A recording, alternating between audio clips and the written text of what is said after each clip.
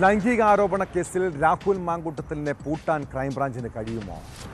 ഗർഭചിത്ര വിവാദത്തിൽ പുതിയ തെളിവുകൾ കണ്ടെത്തിയിരിക്കുകയാണ് അന്വേഷണ സംഘം.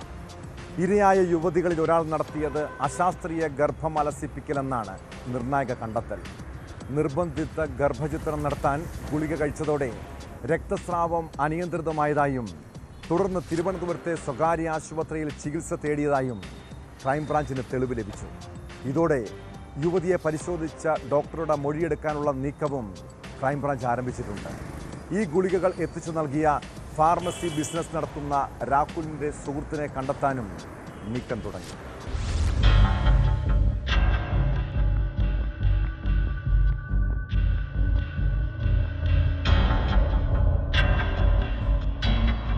ഇരയായ തിരുവനന്തപുരം ജില്ലക്കാരിയായ 26-കാരിക്ക് വിവാഹം കഴിക്കാമെന്ന് രാഹുൽ മാങ്കൂട്ടത്തിൽ ഉറപ്പ് നൽകിയിരുന്നതായും ഈ ഉറപ്പിൽ കുഞ്ഞിന് ജന്മം നൽകാനുള്ള തയ്യാറെടുപ്പിലായിരുന്നു യുവതിയെന്നുമാണ് പ്രത്യേക അന്വേഷണ സംഘത്തിന്റെ കണ്ടെത്തൽ.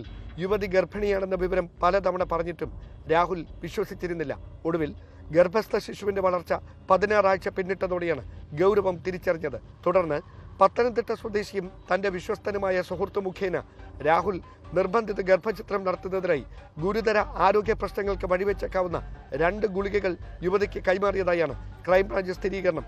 മിഫാപ്രിസ്റ്റോൺ, മിസോപ്രോസ്റ്റോൾ തുടങ്ങിയ മരുന്നുകൾ കഴിച്ചതിന് പിന്നാലെ രക്തസ്രാവം അനിയന്ത്രിതമായതോടെ യുവതി തിരുവനന്തപുരം നഗരത്തിലെ ഒരു സ്വകാര്യ ആശുപത്രിയിൽ ചികിത്സ തേടിയതായും അന്വേഷണ സംഘം കണ്ടെത്തി.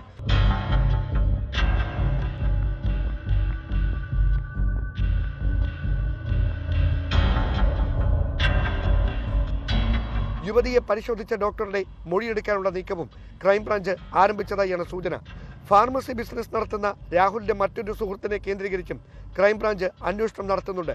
ഗുരുതര ആരോഗ്യ പ്രശ്നങ്ങൾക്ക് വഴിവെക്കുന്ന ഗർഭനിരോധന ഗുളികകൾ മെഡിക്കൽ പ്രിസ്ക്രിപ്ഷൻ ഇല്ലാതെ യുവതിക്ക് എങ്ങനെ എത്തിച്ചു നൽകാൻ കഴിഞ്ഞു എന്നതുമായി ബന്ധപ്പെട്ടും അന്വേഷണം തുടരുകയാണ്. രാഹുലിന്റെയും അടുത്ത സുഹൃത്തുക്കളുടെയും കോൾ ഡേറ്റ റെക്കോർഡുകളും അന്വേഷണ സംഘം ശേഖരിക്കുന്നതായാണ് സൂചന.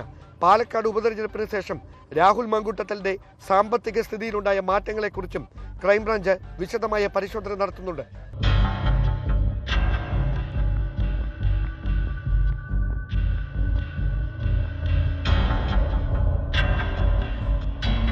Dan Kurian, news 18, Thiruvananthapuram.